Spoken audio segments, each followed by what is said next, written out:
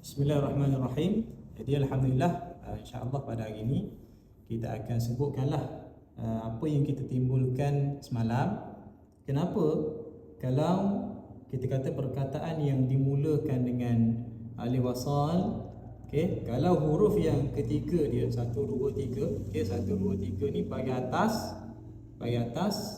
kenapa kita kena mulakan dengan baris bawah?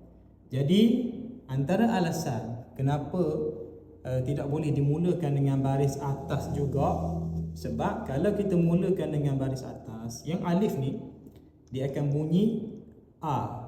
Dia akan bunyi dengan bunyi a kan? Maksudnya aj'al ataupun asma.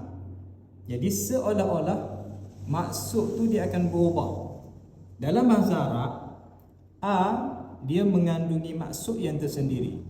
Jadi contohnya a biasanya ada maksud apakah ataupun adakah, ataupun dia boleh merujuk kembali kepada kata ganti nama yang merujuk kepada saya lah.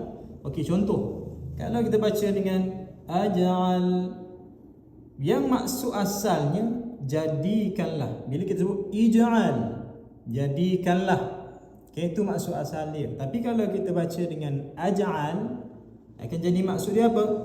Saya jadikan. Okey, sama juga dengan yang bawah ni. Kalau kita baca dengan isma', kalau kita mulakan dengan isma', maksud dia adalah dengarkanlah. Maksudnya kita suruh orang tu dengar apa yang kita nak sebut. Okey, tapi kalau kita baca dengan asma', seolah-olah macam kita sebut, macam kita baca, maksud tu saya mendengar. Saya mendengar.